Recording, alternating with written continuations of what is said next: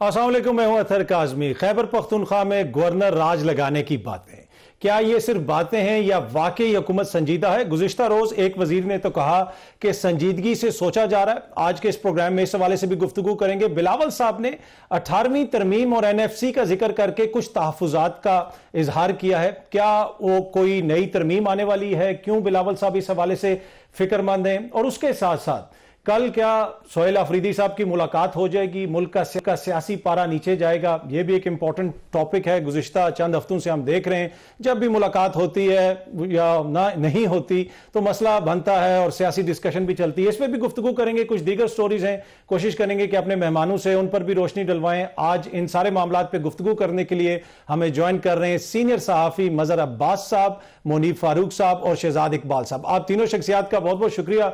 मजहर साहब, मैं जरा आपसे शुरू करना चाहूंगा। सर, ये जो गवर्नर राज की बातें हैं, क्या ये सिर्फ बातें हैं, तहरीक इंसाफ की हुकूमत को डराने की कोशिश है, या फिर कोई संजीदगी आपको इसमें नजर आती है? शुक्रिया सर। गौर तो जरूर हो रहा होगा, लेकिन मेरा ख्याल है जब गौर हो रहा होगा तो उसमें एक सबसे बड़ी रुकावट वो खुद खैबर पख्तूनख्वा असेंबली है। और चूंकि 18वीं तरमीम के बाद गवर्नर राज लगाना आसान नहीं है। आप मैक्सिमम लगाएंगे अगर खैबर पख्तूनख्वा असेंबली ने एक रेजोल्यूशन के ज़रिए उस गवर्नर राज को ख़त्म करने की करारदाद पास कर दी तो गवर्नर राज चलना मुश्किल है। तो मुझे नहीं लग रहा कि गवर्नर राज लगने के इम्कान आते हैं। दूसरे जो इशू है वो मेरा ख्याल है कल ऐन मुमकिन है कि कल मुलाकात हो जाए, और उसकी एक बड़ी वजह जो होगी वो यूनाइटेड नेशन का, अगर आपने देखा होगा कि उनके एक ऑफिशियल का पिछले दिनों एक स्टेटमेंट छपा था, तो मुझे लग रहा है कि थोड़ा सा क्योंकि ये इशू इंटरनेशनलाइज गवर्नमेंट की गैर ज़रूरी पॉलिसीज़ की वजह से हुआ, और क्योंकि अगर मुलाकात फैमिली से हो जाती, उनकी बहन से हो जाती, even for that matter chief minister से हो जाती, तो मैक्सिमम क्या होता? यानी आप वो बाहर आके कोई बात कर देते, कोई कॉल दे देते, उसका नतीजा क्या होता? तो मेरा ख्याल है ओवर रिएक्ट गवर्नमेंट कर रही है, खासतौर पे अडियाला जेल के हवाले से जो इशू खड़ा किया हुआ है। और ये बातें इससे बहुत मसाइल पेचीदा होंगे अगर आपने खैबर पख्तूनख्वा में कोई भी सेंटर ने एक्शन लिया, क्योंकि माजी में भी हम देख चुके हैं, पंजाब में हम देख चुके हैं इसका तजुर्बा, सिंध में देख चुके हैं हम। सिंध में भी 98 में गवर्नर लगा था, पंजाब में भी 2008 में गवर्नर राज लगा हुआ है। इस तरह के इक़दामात से मसाइल हल नहीं होते और उलझ जाते हैं। तो मुझे तो नहीं लगता, वैसे गवर्नमेंट जिस तरह की गवर्नमेंट चल रही है वो कुछ भी कर सकती है। पर इसमें मजहर साहब आपको लगता है कि PTI की अपनी भी सियासी नाकामी है कि चीजें इस नहज पे पहुंच गई हैं कि गवर्नर राज की बातें हो रही हैं? देखें ना, ताली तो दोनों हाथों से बजती है। तो आपको PTI की भी सियासी नाकामी इसमें नजर आती है? नहीं, PTI की सियासी नाकामी क्या होगी? गवर्नर राज अगर लगेगा तो PTI को तो सियासी तौर पे फायदा होगा। आप किसी को भी जाके वहां गवर्नर बना देंगे, चाहे फैसल करीम कुंडी हो या कोई और आके लगेंगे, तो एक सियासी जमात को, ये जो हमारी यहाँ बदकिस्मती से हमारी ये बड़ी सियासी जमातें लोगों की सियासी नफ्सियात नहीं समझती। सियासी नफ्सियात में आप आज मरकजी हुकूमत को गिरा दें तो आप देखिएगा सूरत हाल बिल्कुल बदल जाती है। नवाज शरीफ के साथ जो माजी में हुआ, उसके बाद इवन 77 में जब भुट्टो की गवर्नमेंट, तो हमारे यहाँ जो पॉलिटिकल जो है सियासी नफ्सियात है लोगों की, और ख़ास तौर पे अगर एक अपोजिशन पार्टी उसकी एक सूबे में हुकूमत है तो उसकी हुकूमत रहना गवर्नमेंट को सूट करती है। वहां वो किसी तरह भी बिहेव करें, उनका वहां रहना जो है उस प्रेशर को डाइल्यूट करता है। जो प्रेशर एक अपोजिशन जिसके हाथ में कुछ भी ना हो वो अपोजिशन हो जाए। तो मुझे नहीं लगता, मुझे पता नहीं, खैर जो ऊपर के सर्कल्स में जो बातें हो रही होंगी, लेकिन गवर्नर राज लगाना एक बहुत बड़ी सियासी गलती होगी। लेकिन ऐसी सियासी गलतियां ये हुकूमत अपने पिछले 2-2.5 सालों में करती रही है, गवर्नर राज की तो नहीं, और चीजों की। जैसे अभी अडियाला वाला मसला है, गैर जरूरी तौर पे आपने एक हवा खड़ा कर दिया है मुलाकात के हवाले से, जिसकी वजह से हर तरह की स्पेकुलेशन जो है जन्म ले रही हैं। तो मेरा ख्याल है पॉलिटिकली गवर्नमेंट जो है मिस हैंडल कर रही है, अब कॉन्शियसली कर रही है या अनइंटेंशनली कर रही है, लेकिन इसका कोई फायदा नहीं हो रहा, चीजों को आपने इंटरनेशनलाइज कर दिया ठीक है। अच्छा शहजाद साहब, गुज़िश्ता रात आपसे ही बात करते हुए बैरिस्टर अकील साहब ने टीवी प्रोग्राम में कहा कि हुकूमत संजीदगी से सोच रही है गवर्नर राज लगाने के हवाले से। क्या आपको लगता है कि वो वाकई संजीदगी से सोच रहे हैं और इस वक्त खबर क्या है इस्लामाबाद में? जी बहुत शुक्रिया। बिल्कुल बैरिस्टर अकील मलिक भी यही कह रहे थे कि संजीदगी से गौर हो रहा है इस बात पर, और इसके बाद भी मैंने अपने कुछ सोर्सेज से चेक किया जो हुकूमत में है, और उन्होंने कहा कि देखें as soon as next week जो है, यानी कि इस हफ्ते में जो है कुछ हो सकता है, क्योंकि ज्वाइंट सेशन बुलाया गया है कल का, उसमें कुछ पेंडिंग लेजिस्लेशन हैं जो मुकम्मल करनी है। और अगर आपने उसकी खबर पढ़ी हो जो 2 दिन पहले आई थी, तो उसमें लिखा हुआ था कि कौमी सलामती के और अमन अमान के मामला पर भी बात होगी। तो वो इस तरफ इशारा कर रहे थे कि मुमकिन है कि as soon as this week जो है ज्वाइंट सेशन में इस मामले को उठाया जाएगा कि जो खैबर पख्तूनख्वा की सिक्योरिटी मामला हैं उस पर क्या फैसले करने चाहिए। अब देखिए ये तो हुकूमत दावे कर रही है, लेकिन मुझे ऐसा लगता है कि ये बहुत बड़ा कदम होगा, और इससे शायद मुमकिन तौर पर हुकूमत इसको इस्तेमाल कर रही है सोहेल आफरीदी को और खैबर पख्तूनख्वा की हुकूमत को बैकफुट पे डालने के लिए, एक थ्रेट रख के, एक फेयर उनमें इंस्टिल करके कि हम ये गवर्नर राज लगा सकते हैं अगर आपने जो है कोई एहतजाज किया अडियाला के बाहर या इस्लामाबाद हाई कोर्ट के बाहर। तो मुझे ये मेरी रीडिंग है, लेकिन आपको पता है कि इस वक्त जिस तरीके से मामला चल रहे हैं, तमाम फैसले जो हो रहे हैं वो कोई लॉजिक या रैशनल पे तो नहीं हो रहे हैं। तो हो सकता है कि गवर्नमेंट अपना कार्ड ओवर प्ले करने के चक्कर में, ओवर किल करने के चक्कर में ये फैसला उठा भी ले, लेकिन मुझे अभी ऐसा लगता है कि ये थ्रेट ज्यादा है और ये करना मुश्किल है हुकूमत के लिए। और इसकी बेसिक वजह यह है कि देखें केपी को आप पंजाब से नहीं कंपेयर कर सकते। खैबर पख्तूनख्वा में 12 साल से पीटीआई की हुकूमत है, वहां पे उनकी एक लॉयल वोटर बेस मौजूद है, और जब आप 12 साल तक होते हैं तो सरकारी दफातर में और जगह जगह आपके अपने लोग भी होते हैं जो आपको सपोर्ट करते हैं। तो एक ऐसे सूबे में वहां पर गवर्नर राज लगा देना मेरे ख्याल से मसाइल का हल नहीं है, ये मसाइल को मजीद बिगाड़ सकता है, और जो हॉस्टाइल वहां पे एक एनवायरमेंट पैदा हो सकता है, मेरे ख्याल से हुकूमत को वो देखते हुए ये करना नहीं चाहिए। और कोई जवाब भी नहीं है। देखिए जवाब क्या प्रोवाइड किया जा रहा है इस वक्त कि सिक्योरिटी के मामला है, गवर्नेंस के मामला है। अब वफाक में बैठ के किसी और सूबे में बैठ के आप ये बात कैसे कह सकते हैं? अगर आप कहते हैं क्रिमिनल और पॉलिटिकल वहां पे लोगों का नेक्सस है, तो उसका कोई सबूत होना चाहिए ना। इस तरह तो कोई भी उठ के दूसरे चीफ मिनिस्टर पे इल्जाम लगा देगा कि आप ड्रग ट्रैफिकिंग के लोग जो है उनके साथ मिले हुए हैं, उनको सपोर्ट करते हैं। But you need solid evidence. जहां पे सिक्योरिटी का ताल्लुक है, जहां सूबाई हुकूमत की जिम्मेदारी उनको बिल्कुल लेनी चाहिए, लेकिन सिक्योरिटी फोर्सेस की भी जिम्मेदारी है। कल ही हमने देखा है कि बलूचिस्तान में क्या हुआ है, तो फिर वहां पर भी क्या गवर्नर राज लगा के मामला हल करें? तो मेरे ख्याल से ये सोल्यूशन नहीं है, ये प्रॉब्लम्स को बढ़ा देगा हुकूमत के लिए। ठीक है, ठीक है। अच्छा मैं जरा मुनीब साहब को भी शामिल करूं। मुनीब, आपको लगता है कि लीगली स्पीकिंग गवर्नर राज लगाना आसान है, स्पेशली 18वीं आईनी तरमीम के बाद? देखिए पहले तो साहब आपको बहुत मुबारक, अल्लाह ताला आपके नए प्रोग्राम के अंदर बरकत डाले और आपको इसमें बहुत तरक्की मिले। देखिए दूसरी बात यह है कि जो यहाँ पर आप आर्टिकल 234 को जब देखते हैं, देखिए ये एस्टिमेशन है या सेटिस्फैक्शन है प्रेसिडेंट की, और प्रेसिडेंट ने ये प्रोक्लेमेशन करना है जो जॉइंट हाउसेस के सामने आ जाए। ये इमरजेंसी प्रोविजन है, ये कोई परमानेंट हल नहीं है। आप bye let's say 2 months, every 2 months इसको जॉइंट सेशन के सामने रख के 6 महीने स्ट्रेच कर लेंगे। 6 महीने से ज्यादा आप इसे आगे कैसे ले जा सकते हैं, अनलेस कॉन्स्टिट्यूशनल कोर्ट की कोई आप वर्डिक्ट इसके ऊपर ले लें कि एक एक्स्ट्रॉर्डनरी सूरत हाल है, लिहाजा वो अरेंजमेंट चलना चाहिए और चल सकता है। जाहिर बात है द मोमेंट ये गवर्नर्स रूल लगता है, अगर जिसे हम इमरजेंसी प्रोविजन कहते हैं, तो फौरी तौर पर सूबाई हुकूमत जाएगी कॉन्स्टिट्यूशनल कोर्ट के पास, क्योंकि आईनी मसला है नहीं, तो वहां इन ऑल लाइकलीहुड शायद इसके उनको कोई फेवरेबल डिसीजन तो नहीं मिलेगा। बट देखिए once it's proclaimed, once the emergency proclamation order is out, सूबाई हुकूमत इन सो मेनी वेज आप ये कह सकते हैं it's put on hold.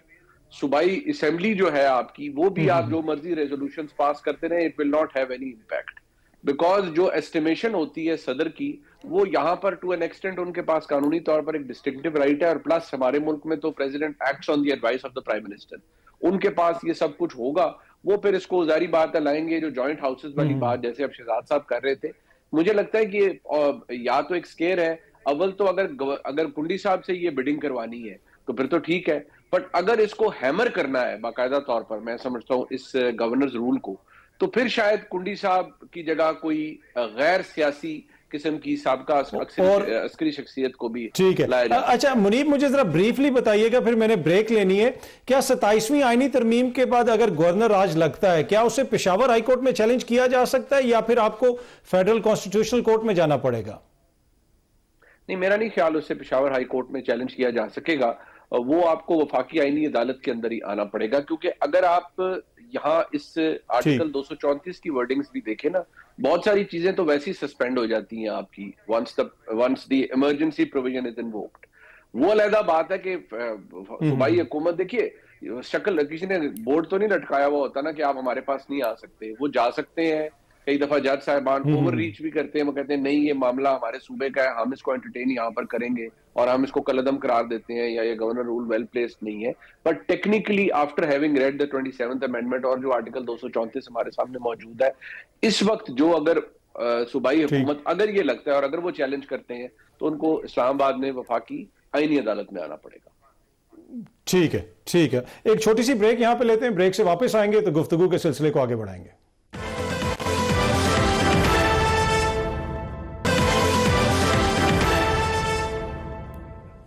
Welcome back जी। अच्छा मजहर साहब, ये एनएफसी के हवाले से 18वीं आईनी तरमीम के हवाले से बिलावल साहब तहफ़्फ़ुज़ात का इजहार कर रहे हैं। क्या कोई नई तरमीम पाइपलाइन में है जिसकी जानिब वो इशारा कर रहे हैं, उनसे कोई कंसल्टेशन वगैरह हुई है? आपको क्या लगता है क्यों इस मौके पर बिलावल साहब ने ये बहस छेड़ी है? देखिए, बिलावल साहब मेरा ख्याल है सिंध में काफ़ी अंडर प्रेशर हैं और एक मुख्तलिफ, आपने अभी हाल ही में जब नहरों वाला वाक़या इशू हुआ था, जब आपने देख लिया, अभी 27वीं तरमीम के मसले पर भी पीपल्स पार्टी को सिंध के अंदर अच्छी खासी अपोजिशन का सामना है। सिर्फ सिंधी मीडिया में इस बात को तनकीद का निशाना नहीं बनाया जा रहा पीपल्स पार्टी के रोल को, बल्कि जो थिंकर्स हैं सिंध के अंदर, जो इंटेलेक्चुअल्स हैं लेवल पर, और जो सिविल सोसाइटी है सिंध के अंदर, वो काफ़ी मौसर है। वो काफ़ी पीपल्स पार्टी के पिछले जो कुछ अरसे में जो रोल रहा है उसको बहुत ज़्यादा तनकीद का निशाना बनाते हैं पीपल्स पार्टी के इस रोल को। तो ये एक तरीके से बिलावल भुट्टो पर यह तनकीद हो रही है कि हम 18वीं तरमीम के ख़ात्मे की तरफ जा रहे हैं। अब वो होता है नहीं होता शायद ना हो, लेकिन उसमें बहुत सी चीज़ें निकालने की बातें की जा रही हैं। अब वो आने वाली तरमीम में ये हो सकता है नहीं हो सकता। तो बिलावल साहब ने एक बंद बांधने की कोशिश की है, लेकिन सवाल ये है कि जो मौजूदा 18वीं तरमीम है जिसका बिलावल दिफा कर रहे हैं, खुद पीपल्स पार्टी ने सिंध में उस पर कितना अमल किया है? पीपल्स पार्टी ने यहाँ प्रोविंशियल फाइनेंस कमीशन नहीं बनाया। पीपल्स पार्टी ने यहाँ जो है पब्लिक अकाउंट्स कमेटी का चेयरमैन जो है अपोजिशन लीडर को नहीं बनाया, जबकि मरकज़ और दूसरी जगहों पे बनते हैं। यहाँ एक मरतबा भी ऐसा नहीं हुआ। और इसी तरीके से जो वसाइल की मुंतकली है वो निचली सतह तक नहीं की गई, जो कि 18वीं तरमीम की रिक्वायरमेंट है। तो इससे पहले कि बिलावल इस पर तहफ़्फ़ुज़ात का इजहार करें एनएफसी के ऊपर, पहले ये तो बताएं कि प्रोविंशियल फाइनेंस कमीशन का क्या बना। पहले ये तो बताएं कि लीडर ऑफ द अपोजिशन क्यों नहीं होता पब्लिक अकाउंट्स कमेटी का चेयरमैन। पहले ये तो बताएं कि निचली सतह तक इख्तियारात की मुंतकली क्यों नहीं हो रही। उसकी क्या वजह है कि बल्दियाती इदारे को फाइनेंशियल और दीगर जो एडमिनिस्ट्रेटिव पावर्स हैं वो नहीं मिली हैं उसको। और यही वजह है कि इस हवाले से जब बिलावल ये बातें करते हैं तो उनको इस किस्म की तनकीद का सामना करना पड़ता है। उसको काउंटर करने के लिए बिलावल ये पोजीशन ले रहे हैं, क्योंकि वो बहुत सी चीज़ें ऐसी हैं जो एक बहस मरकज़ के लेवल पे, दूसरे लेवल पे ये है कि बहुत सी चीज़ें जो हैं जल्दबाजी में दे दी गई 18वीं तरमीम में, वो मरकज़ वापस मांगने की कोशिश करता है, जो कि पीपल्स पार्टी के लिए बहुत मुश्किल सूरत हाल बन सकती है। इसलिए वो ये पोजीशन ले रहे हैं। ठीक है, ये बहस करें। अच्छा शहजाद, अब ये जिस तरह बिलावल साहब कुछ तहफ़्फ़ुज़ात का इजहार कर रहे हैं, लेकिन एट द सेम टाइम 26वीं आईनी तरमीम में भी उन्होंने अपना हिस्सा डाला, बल्कि भरपूर हिस्सा डाला। 27वीं आईनी तरमीम में भी वो बिल्कुल आपको आगे आगे नजर आए। ये वो तरामीम हैं जिनके ऊपर अब अक़वाम मुत्तहिदा भी तनकीद कर रही है। तो अब बिलावल साहब, आप समझते हैं कि इतनी मॉरल और पॉलिटिकल अथॉरिटी उनके पास होगी कि वो किसी नई आने वाली तरमीम की भरपूर मुखालफत कर सकें? देखिए, बिल्कुल आप ठीक कह रहे हैं अथर के खूब सपोर्ट किया 26वीं और 27वीं तरमीम में, लेकिन जैसे भी अख्तार आलम साहब ने कल अपने एक तज़किरे में कहा था ना कि अब कमर टूट गई है, सियासतदानों की ख्वाहिशात इतनी बढ़ गई हैं तो यही बात मुझे पीपल्स पार्टी के सीनियर रहनुमा ने बताई जब मैंने उनसे पूछा कि आप क्या करेंगे एनएफसी पर जब ये सूबाई मामला सामने आएंगे। उन्होंने कहा कि बिलावल साहब की आप, इन मेनी वर्ड्स उन्होंने यही कहा कि बिलावल साहब की अब कमर टूट गई है कि कितनी डिमांड हम जो है वो पूरी करेंगे। तो वो तो ये कह रहे थे कि देखिए जितना हो सकेगा सूबे का जो तहफ्फुज है वो बिलावल साहब करने की कोशिश करेंगे। पर देखिए ना अतर ये कितनी अनफॉर्चुनेट बात है, 26वीं और 27वीं तरमीम जिसके जरिए आपने बेसिकली क्या हासिल किया है, आपने हुकूमत को अपनी और मजीद मजबूत किया है ना ताकि आपको कोई खतरा ना हो। तो उसमें तो आप पेश होते हैं, आगे आगे होते हैं कि ठीक है हम सपोर्ट करने के लिए तैयार हो जाएंगे। अब कुछ ऐसे मसाइल हैं जो कि जेन्युइनली आवाम से रिलेटेड है। अगर आपने सूबाई खुद मुख्तारी तो दे दी है लेकिन नीचे डिस्ट्रिक्ट लेवल पर खुद मुख्तारी नहीं दी है, लोकल गवर्नमेंट आपकी नहीं है, या आपके सूबे इतने बड़े हैं कि उसको आप इंतजामी बुनियाद पर चला नहीं सकते, वहां पर जो है ये सियासतदान, ये असेंबलियां जो है फिर अपना कोई सिंध कार्ड खेलता है, कोई पंजाब कार्ड खेलता है कि हम ये नहीं होने देंगे। यानी कि जहां अपने तहफ्फुज़ की बात थी, अपने पावर को कंसोलिडेट करने की बात थी, उसमें तो आप आगे आगे थे। इसी तरह एनएफसी, ये कोई भी आपको बता सकता है, ये किसी एक पार्टी की बात नहीं है। मिस्टर इस्माइल जब 2017 में वजीर खजाना बने, उन्होंने पहले ये बात की कि वफाक कंगाल हो जाता है, हमें इस इम्बैलेंस को ठीक करना है। कैसे करेंगे उस पर मुख्तलिफ व्यूज हो सकते हैं लोगों के, ये जरूरी नहीं कि आप प्रोविंशियल शेयर कम करें, कुछ जिम्मेदारियां दे दें आप सूबों को, जिसमें सोशल सिक्योरिटी जो प्रोग्राम है आपका DISP वो आप उनको जिम्मे डाल सकते हैं, आप जो डेवलपमेंट प्रोग्राम सूबों में होते हैं उसकी जिम्मेदारी उन पर डाल सकते हैं। लेकिन मिर्जा इस्माइल हो, इमरान खान हो और दोबारा नून लीग की हुकूमत हो, वो यही कह रहे हैं कि वफाक इस तरीके से चल नहीं सकता। तो जो अवामी मफाद के मामला होते हैं उस पर आप डट कर पोजीशन लेने के लिए तैयार हो जाते हैं। अब लेंगे या नहीं लेंगे वो तो आगे पता चलेगा कि टूटी भी कमर पे भी उनको ये बोझ उठाना पड़ता है या नहीं उठाना पड़ता, वो तो मेरे ख्याल से अनकरीब हमें पता चल जाएगा।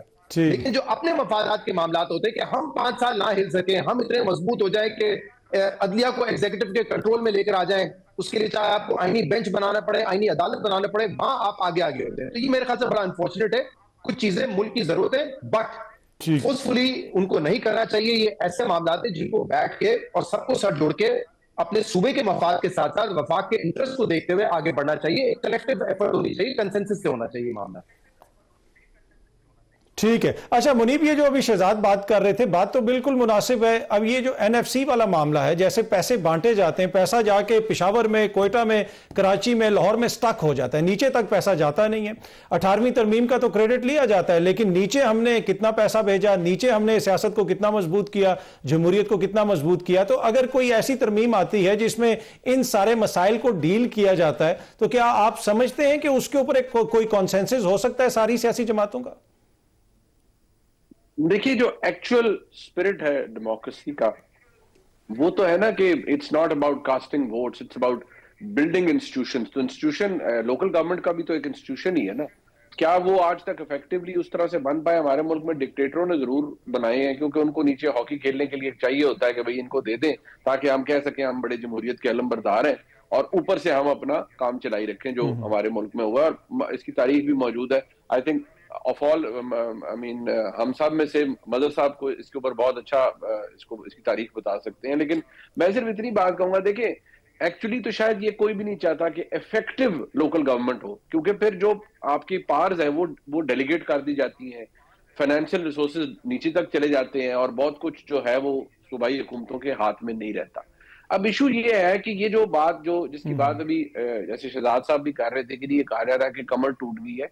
हमारे मुल्क में जो हाइब्रिड रिजीम्स होते हैं या जो इनमें शामिल सियासी जमातें होती हैं, देखिए बात बड़ी सीधी सी है। या तो आप इस चक्कर में पड़े ना, आप एस्टेब्लिशमेंट की मदद से इक्तदार में ना आए। जब आप आ जाते हैं तो फिर आपको ये काम करने पड़ते हैं दिस वे और दैट वे, और आपको मानना पड़ता है। अब इस वक्त पाकिस्तान में जो हुकूमती इत्तेहाद है, इसके अंदर वो ये नहीं कहते कि हमें हमारी कमर टूट गई है, कुछ नहीं। वो सिर्फ आफियत चाहते हैं कि भाई हमें इक्तदार में रहना है, और ठीक है हमने दिस वे और दैट वे हमने चीजों को मानना है। हाँ, जहां तक जरदारी साहब ने तो इस्तिस्ना भी ले लिया। अभी आपको पता है उनके करप्शन के मुकदमात अभी भी पेंडिंग हैं। देखिए वो तो इनफेक्चुअस हो जाएंगे ना, क्योंकि जब इस्तिस्ना उनको फॉर लाइफ मिल गया तो उन कागजात का आप उनके हवाई जहाज ही बना सकते हैं, उनका और तो कुछ नहीं बनेगा। जब उनके खिलाफ कार्रवाई नहीं हो सकती, he will enjoy the presidential the immunity for life, तो आपने उन कागजात का क्या करना है सिवाय कोर्ट का वक्त बर्बाद करना है। देखिए असल इशू ये है कि इस सारी सूरत हाल में जो ये जो हमारा असल इशू जो है, जिसको हम शायद वो कहीं बीच में डाइल्यूट हो जाता है, वो ये है कि क्या जो पैसा है जिसकी डिस्ट्रीब्यूशन है, क्या उसका फॉर्मूला दुरुस्त है?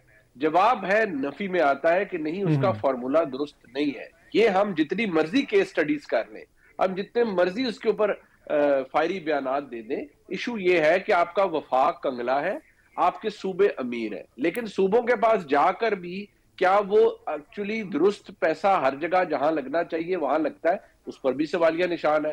अब इसके ऊपर IMF सवाल उठाए, वो भी एक इशू है, उसके ऊपर कोई और इदारा सवाल उठाए, वो भी एक इशू है। लेकिन जो चीज हमारे करने वाली है मुल्क के अंदर, वो तो ये है ना कि आप इस फॉर्मूले को तो रिविजिट करें। कोई आसमान से उतरी हुई चीज तो नहीं है। मैं ये नहीं कह रहा कि इसको रेडिकली आप स्क्रैप कर दें, लेकिन दोनों अतराफ के आर्गुमेंट सुनने के बाद ये लगता है कि भाई किसी मुल्क का वफाक ऐसा नहीं होता कि जो हर महीने हर साल 800,000 अरब डेफिसिट में शुरू हो।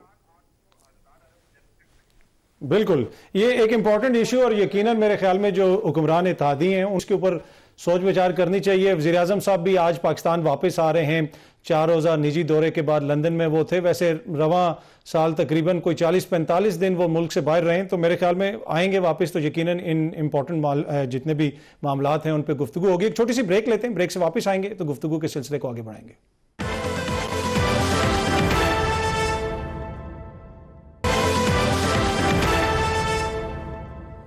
वेलकम बैक जी। मजहर साहब, कल आपको लगता है कि सोहेल आफरीदी की मुलाकात हो जाएगी जिस तरह शुरू में भी आपने जिक्र किया?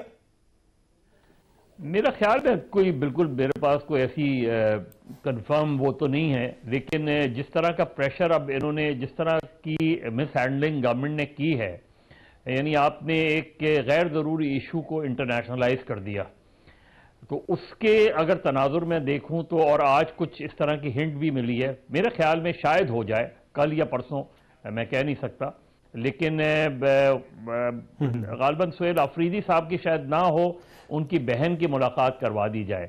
लेकिन अगेन मैंने कहा कि ये मैंने जो चीज़ें सामने देखी हैं उसकी बुनियाद पे मैं ये बात कर सकता हूँ, कोई मैं इंफॉर्मेशन की बुनियाद पे ये बात नहीं कर रहा इसमें।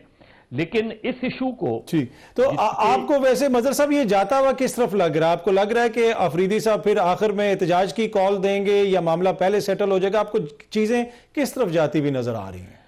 देखिए, कल देखना यह कि ये क्योंकि इन्होंने कॉल दी है, पहले सारे लोग MNAs MPAs Islamabad high court पहुंचे, वहां क्या प्रेजेंस होती है, कितने लोग पहुंचते हैं, क्योंकि ये याद रखें कि PTI अब तक अनफॉर्चुनेटली PTI कोई बड़ी मौसर और मुनज़्ज़म तहरीक नहीं चला पाई है। और सोहेल आफरीदी साहब के आने पर उन्होंने खुद भी ये कहा था कि मैं मज़ाहमती लीडर हूँ, ये हैं, तो ये सारी चीज़ें उनके एक प्रेशर तो उनके ऊपर है बहुत ज़्यादा कि वो बहुत कुछ नहीं कर पा रहे। अली अमीन गंडापुर कभी जाते थे, कभी नहीं जाते थे, और बड़े फोर्सफुली बात करते थे, सारी चीज़ें करते थे, लेकिन दीगर मामलात भी उनके थे। तो इसलिए सोहेल आफरीदी साहब एक अंडर प्रेशर तो हैं कि कोई ना कोई वो ऐसा इक़दाम करें, लेकिन कल कोई कॉल दे देंगे, कल ही कोई कॉल दे देंगे, इससे आई डाउट कि जिस तरह की सूरत हाल डेवलप हो रही है और जिस तरह की खबरें आ रही हैं कि वो खैबर पख्तूनख्वा को उनके बॉर्डर्स को सारा बंद कर देंगे, इस तरह की चीज़ें कर रहे हैं, ये बहुत अरसे से रही है। आप अगर ये चीज़ याद रखें मुतासर कि तहरीक बहाली आइन की जो चकजई साहब की अलायंस है, उसने कोई 2 हफ्ते पहले ये कहा था कि वो जलसों से उसका तहरीक का आगाज कर रहे हैं। आज तक उसमें उसकी कहीं पेशरफ्त हमें नजर नहीं आई। तो मेरा ख्याल है जो चाहे ये अलायंस हो चकजई साहब का या PTI अकेली हो, वो कोई मरबूत तहरीक चलाने की मुझे इस वक्त पोजीशन में नहीं लग रहे। आप जाके दीवार से टकरा जाएं तो एक अलग बात है, लेकिन कोई स्ट्रैटेजी वाइज जो है वो मुझे काफी PTI की पॉलिसीज जो है बहुत नाकिस नजर आ रही है। लेकिन मेरा ख्याल है जो इशू है, मजहर साहब शहजाद को भी शामिल करूं। शहजाद, जिस तरह मजहर साहब कह रहे हैं कि कोई पॉलिसी उस तरह नजर नहीं आ रही और आपको कंफ्यूजन भी नजर आती है। ज़िमनी इंतखाबात को देख लें, 2 हल्कों में इलेक्शन लड़ा, बाकी जगहों पे इलेक्शन नहीं लड़ा गया, फिर 27वीं आईनी तरमीम की मुखालफत की गई, नई जो कोर्ट बनी है उस तरमीम के तहत वहां पे बैरिस्टर गौहर साहब पेश भी हो गए, एक मुकदमे के अंदर उन्होंने अपने वहां पे आर्गुमेंट्स वगैरह भी दिए। तो आपको लगता है कि कहीं ना कहीं कंफ्यूजन है within the ranks of Pakistan Tehreek-e-Insaf? जी जी बिल्कुल है। इलेक्शन की मिसाल तो आप ही दे रही थी और इससे पहले भी हम देखते हैं कि आपस में काफी खिलाफात हैं, इसमें कोई शक नहीं है। उनके लिए कोई आइडियल स्पेस नहीं है पॉलिटिक्स करने के लिए, लेकिन जो भी गिवन स्पेस है क्या उसमें वो अपना बेस्ट परफॉर्म कर रहे हैं? मुझे लगता है कि ऐसा नहीं है। और उसमें बहुत जाहिर सी बात है जिम्मेदारी इस पर भी आती है कि उनकी जो सियासी क़यादत है वो इतनी ज्यादा मैच्योर नहीं है जितनी शायद पहले है या दूसरी जमातों की है। तो एक प्लान और किस तरह उस प्लान को एग्जीक्यूट कर रहा है उसका फुकदान तो उसमें नजर आता है। अब कल मेरे ख्याल से बड़ा एक ट्रिकी डे होगा और हमें बड़ी मिक्स सिग्नल मिल रहे हैं। पहले हुकूमत ने कहा कि नहीं मुलाकात करने देंगे, कंडीशनल होगी, अगर वो कोई सियासी बात नहीं करते तो हम मिलने मुलाकात करने देंगे फैमिली मेंबर्स को। फिर अभी कल से जो शोशा छोड़ा है गवर्नर राज का, उसके बाद पता नहीं क्या होगा। खुद तहरीक इंसाफ के लिए सबसे बड़ा चैलेंज तो ये है कि जो पिछली मरतबा सोहेल आफरीदी साहब ने कहा था कि जो एमपीएस है वो तो यहाँ पहुंचे ना, चले अगर केपी के रास्ते बंद कर देते हैं तो पंजाब से पहुंचे, रावलपिंडी में जिन लोगों को टिकट दिया था वो पहुंचे, वो भी नहीं पहुंचते। और इसीलिए सोहेल आफरीदी साहब ने कहा कि जो नहीं आएगा हम उसको नेम एंड शेम करेंगे। सो लेट्स सी कि वहां पे पहले कितने लोग आते हैं। अदरवाइज इसको ये धरने की कॉल देना इस्लामाबाद मेरे ख्याल से पीटीआई का अगर आप 2014 से देखें जितने भी कॉल दिए उससे क्या हुआ है, जो मतलूबा नतायज या आउटकम को हासिल करना चाहते हैं वो पूरी तरीके से तो नहीं कर सके। हाँ कहीं ना कहीं गवर्नमेंट को प्रेशराइज जरूर करने में कामयाब हुए, लेकिन जो उनका अल्टीमेट ऑब्जेक्टिव था वो उन धरनों से अचीव नहीं हुआ है। तो अभी भी ये करेंगे तो मेरे ख्याल से इनका नुकसान होगा। और ये देखिए एक बड़ी ट्रिकी सिचुएशन है कि आपको एक तसलसल के साथ एक अपनी तहरीक जारी रखनी होती है। पीडीएम आपने देखी 1.5 साल तक जलसे करते रहे, कुछ नहीं हुआ, बाद में एक विंडो आपको मिली तो आपने जो है वो नो कॉन्फिडेंस लेकर आ गए। अगर आप धरने की कॉल देते हैं तो मेरे ख्याल से जो प्रेशर आपने क्रिएट किया हुआ होता है हुकूमत के ऊपर, फिर उल्टा आप स्पॉटलाइट में आ जाते हैं और clock starts ticking against you, वो आपको एक प्रॉब्लम में डालती है। तहरीक इंसाफ को मेरे ख्याल से जहां तक मुझे पता है कि तहरीक इंसाफ इस पोजीशन में नहीं है कि वो इस्लामाबाद की तरफ मार्च कर सोचेगी भी। छोटे मोटे एहतजाज हरियाणा जेल के बाहर, इस्लामाबाद हाई कोर्ट के बाहर, ये हो सकता है मुमकिन तौर पर उनकी स्ट्रैटेजी हो। ठीक है। अच्छा मुनीब साहब, एक जो हुकूमत का मौकिफ है वो ये भी है कि इमरान खान साहब से मुलाकात इसलिए नहीं करवाई जा रही कि वो इस किस्म की बात करते हैं जिससे कैओस फैलता है। अब अगर आप बाहर देखें, जरदारी साहब की हुकूमत है, मियां साहब की हुकूमत है, शहबाज शरीफ साहब की हुकूमत है, मरियम बीबी हैं, बिलावल हैं, ये बड़े बड़े नाम हैं। अगर ये सारे मिल के भी उसका कोई पॉलिटिकल काउंटर नहीं कर सकते, कोई नैरेटिव नहीं बना सकते, और जेल में बैठा हुआ एक शख्स अगर एक बयान दे के कैओस क्रिएट कर सकता है, इसमें आपको इनकी सियासी कमजोरी नजर नहीं आती? देखिए वैसे भी जो अगर आप कॉमन सेंस को देखें ना, अप्लाई करें, तो जो डिस्टर्बेंस की बात होती है ना, जो आउट ऑफ द ऑर्डिनरी बात होती है, वो ट्रैक्शन ज्यादा लेती है। जैसे आप किसी जगह चले जाएं तो लोग आराम से खड़े हैं, कहीं खरीदारी कर रहे हैं, तो अगर एक शख्स आके लड़ना शुरू हो जाए या ऊंची ऊंची आवाज में बात करना शुरू कर दे तो लोगों का ध्यान उस तरफ चला जाता है कि ये एक अनयूजुअल सी चीज क्यों हो रही है। तो वैसे भी अगर देखा जाए ना, तो अगर कोई बात इस तरह की आएगी कि ये एहतजाज कर रहे हैं, आ रहे हैं, मार दो गिरा दो, बस हम आ रहे हैं, इस्लामाबाद पे फाइनल कॉल आ गई, तो एक उसको इनवेरिएबली ट्रैक्शन मिलेगी। दूसरी बात यह है कि जो हुकूमत जब ये कहती है नहीं वो अंदर जाए पर बाहर आके प्रेस कॉन्फ्रेंस ना करें या नहीं बात ना करें, भाई ये इतनी बेतुकी बात है कि भाई वो अंदर जाए, खान साहब की तस्वीर देखें, इशारों में गूंगों की तरह बातें करें, और बाहर आके गूंगों जो बिल्कुल मुंह बंद करके हाथों से इशारों में बताएंगे खान साहब ने क्या बताया, और 2 दिन तक बिल्कुल वो चुप का रोजा रखें, और तीसरे दिन फिर बताएं कि जी खान साहब ने ये बताया था। ये बड़ी बचगाना सी सोच है, ये कोई सियासी सोच नहीं है माजरत के साथ हुकूमत के पार्ट पे। वो मिलेंगे, उन्होंने बाहर आके ये बताना ही बताना है कि भाई हमारे लीडर ने क्या कहा है, और कोई तुक नहीं समझ आता ना कि उनकी ये मुनीब साहब, ये जो ज़िमनी इंतखाबात हुए, क्या इससे बूस्ट नहीं मिला हुकूमत को? उनका कॉन्फिडेंस नहीं बढ़ा कि भाई हम तो बड़े पॉपुलर हो गए, इतनी सीटें हमने जीत ली हैं? देखिए बात यह है कि जो हाइब्रिड रिजीम्स होते हैं उनकी पॉपुलैरिटी या वो चीजें सियासी कैपिटल, तो देखें वो तो उसका तो अदादो-शुमार कहीं होता है बाद में जाके कि क्या हुआ क्या ना हुआ। उनके लिए ताकत में रहना, ये आप बार बार हाइब्रिड कह के हुकूमत को छेड़ते हैं, क्यों कहते हैं भाई? वो कह रहे हैं हमारी जमहूरी इत्तेहाद है, हम चला रहे हैं मिलके पीपल्स पार्टी वाले और नून लीग वाले। चलें, if they like to believe तो अच्छी बात है, वो बिल्कुल इससे कहें कि वो मैं तो एक आम पाकिस्तानी हूँ, मेरी तो इतनी औकात नहीं है, मैं तो वज़ीर दिफा को सुनता हूँ और बेशक उसकी तावील जो जैसा मर्जी पेश करे, लेकिन इससे कोई ढकी छुपी बात तो नहीं है ना कि इस हुकूमत को मुक्तदरा की बेपनाह सपोर्ट मौजूद है। देखिए, अगर 2018 की हुकूमत को मैन्युफैक्चर किया गया था तो 2024 में भी तो मैन्युफैक्चरिंग हुई ना। तो ये चीजें हमें जहन में रखनी चाहिए कि ये मैन्युफैक्चरिंग ऑफ गवर्नमेंट होता है। पहले सिंपल हाइब्रिड वर्जन था, फिर हाइब्रिड प्रो, फिर हाइब्रिड प्रो मैक्स, ये सारे ही हमारे ये मुल्क में हुआ। इसमें कोई अचंभे वाली बात नहीं है, but if it's a winning combination, if it leads Pakistan to success, तो मैं तो इसका मोतरफ हूं। बहुत अच्छी बात। ठीक है, एक छोटी सी ब्रेक लेते हैं, ब्रेक से वापस आएंगे तो यहीं से गुफ्तगू के सिलसिले को आगे।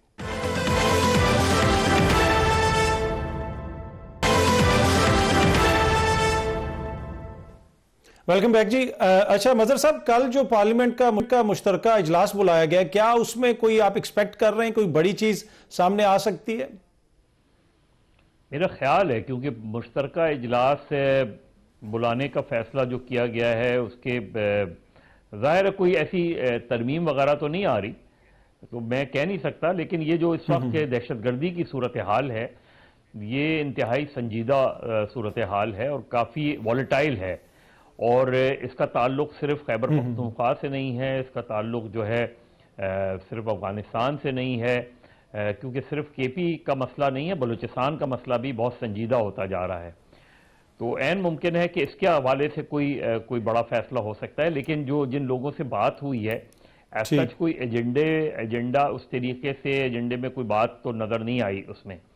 तो लेकिन ज़ाहिर मुश्तरका अगर इजलास बुलाया गया तो ऐसे ही नहीं बुलाया गया, यकीनी तौर पे उनका कोई ना कोई एजेंडा होगा। अब गवर्नमेंट का वो एजेंडा है या नहीं, कहीं और का एजेंडा है, तो मैं नहीं कह सकता। लेकिन मुझे बड़ी हैरत हुई है कि जो शहबाज शरीफ लंदन में 4 रोज क्यों रहकर आए हैं, कौन सी कोई सरकारी मीटिंग थी, क्या थी? बहरीन से लंदन पहुंच गए और लंदन 4 रोज रह के आए, जहां इस वक्त सूरत हाल इतनी संजीदा है मुल्क के अंदर कि आप जो नॉन स्टेट एक्टर्स हैं, तहरीक तालिबान पाकिस्तान है या उनकी ऑफशूट्स हैं, वो जिस तरह स्ट्राइक कर रहे हैं, चाहे वो खुदकुश हमला हो या फिदाइन अटैक, उनके बकौल उनकी लैंग्वेज में फिदाइन अटैक्स हों, उसमें वो बाकायदा आपके हमारे जवानों को शहीद कर रहे हैं, लोग उससे मुतासर हो रहे हैं और एक मुल्क में दहशत की फजा कायम करने की कोशिश की जा रही है, जिसमें वक्त के साथ साथ और तेजी आ सकती है। तो अब तक फोर्सेस के लेवल पे जवाब तो दिया जा रहा है हमारी उसमें, लेकिन नेशनल लेवल पर पार्लियामेंट के लेवल पर कोई ऐसी ठोस चीज अब तक नजर नहीं आई है कि जिसकी बिना पे ये कहा जा नहीं यार, ये बड़ा इंपॉर्टेंट पॉइंट है आपका मजहर साहब। शहजाद जो भी मजहर साहब कह रहे थे, इस मुल्क में दहशतगर्दी हो रही है, आए रोज शहादतें भी हो रही हैं, सिविलियंस को भी टारगेट किया जा रहा है, इदारों को भी टारगेट किया जा रहा है, लेकिन एक जो नेशनल रिस्पॉन्स आना चाहिए वो नहीं आ रहा है। हम बहस में फंसे हुए हैं कि वो ये कह रहा है, वो ये कह रहा है, लेकिन एंड ऑफ द डे एक चीज तो बिल्कुल वाज़ेह है कि दुश्मन आपके ऊपर हमला कर रहा है, आपके मुल्क में दहशतगर्दी हो रही है। बिल्कुल ऐसा ही है, और हमने देखा है कि माजी में भी जब तक हम यूनाइट नहीं हुए थे तब तक इसके कोई मुस्बत नताइज नहीं आए थे। अभी भी सबको पता है प्रॉब्लम क्या है, लेकिन कोई साथ बैठने को तैयार नहीं है। और आप बिल्कुल ठीक कह रहे हैं कि अगर आप मुख्तलिफ ब्रीफिंग्स में जाएं तो एक तरफ आपको लगेगा, ब्लेम किया जाता है सोहेल आफरीदी को कि वो ड्रग माफिया के साथ मिले हुए हैं, उस वजह से दहशतगर्दी है। आप सोहेल आफरीदी के साथ बात करेंगे तो वो कहेंगे कि नहीं, जिनकी बॉर्डर पे जिम्मेदारी है स्मगलिंग को रोकने की और ये नकल मकानी करके या फिर वहां पे बॉर्डर क्रॉस करके ना आए, तो उनकी जिम्मेदारी है ये सब। ये ब्लेम गेम ही नजर आती है। और मुझे लगता है कि अगर पार्लियामेंट भी अमन और अमान पे बात होगी तो सारा फोकस जो है गवर्नमेंट उसके लिए टोन सेट कर चुकी है कि इस तरह की थ्रेटिंग तकारीर होंगी कि ना नेशनल एक्शन प्लान पे अमल दरामद हो रहा है, ना गवर्नेंस अच्छी है, ना आवाम के लिए आप डेवलपमेंट का काम करते हैं, इस्लामाबाद बैठे रहते हैं, ना आप वहां पे सिक्योरिटी के मामलात को देख रहे हैं। तो मुझे लगता है इसी किस्म का एक प्रेशर क्रिएट करने की कोशिश की जाएगी अगर इस पे ज्यादा बातचीत होती है। लेकिन फिलहाल तो जैसे मैंने आपको शुरू में बताया था कि कुछ पेंडिंग लेजिस्लेशन है, बुनियादी तौर पे तो उसके ज्वाइंट सेशन बुलाया गया था, लेकिन अब लगता है कि शायद इसका एजेंडा इससे बढ़ जाएगा। ठीक है मुनीब साहब, आपको भी ऐसा लगता है कि एजेंडा से हटके भी कुछ आ सकता है कल इजलास में? ये आए, मैं सस्पेक्ट तो कर रहा हूं कि ये जो ज्वाइंट सेशन वाला बात है ना, ये भी बगैर किसी वजह के तो नहीं होगी। ऑल्दो वो एक बड़ी लंबी तादाद है, बिल्स वगैरह की शायद वो भी है, बट देखिए, लेकिन जो अभी उसमें थोड़ी सी मुझे नजर आ रहा है कि अगर तो ये काम करना है तो क्या कुंडी साहब से ही करवाना है, मतलब उन्होंने कौन सा को बंदूक उठा के करना है, लेकिन क्या ये फैसला हो गया या अभी नहीं होना, और सिर्फ ये एक लूमिंग थ्रेट रहेगा कि वो फैसला होगा तो मेरे ख्याल में फिर साथ कुंडी साहब का अपना काम भी होगा, मतलब वो भी जाएंगे फिर। जी वो तो देखिए वो वन स्ट्रोक ऑफ पेन हो सकता है, वो at the pleasure of president, वो जो उसमें ऑल्दो लैंग्वेज ये है he will serve till the pleasure of the president या at the pleasure of the president, लेकिन basically president is to act on the advice of the prime minister. तो दोनों भी चीजें आ सकती है ना, गवर्नर तब्दील और साथ ही प्रोक्लेमेशन भी ले की जा सकती है इन द जॉइंट सेशन। सो और इफेक्टिवली अगर वो हो जाता है तो बस वो वंस इट्स अप्रूव्ड तो 2 महीने तक तो फिर आप अदालतों के चक्कर ही केपी गवर्नमेंट लगा सकती है, जो अगर अदालती मामला है, और तो कुछ मुझे ऐसा नजर नहीं आ रहा। ठीक, चलें, आप तीनों शख्सियात का बहुत बहुत शुक्रिया, आपका भी शुक्रिया देखने का। कल अगेन आपसे इसी टाइम पे मुलाकात होगी। Thank you very much.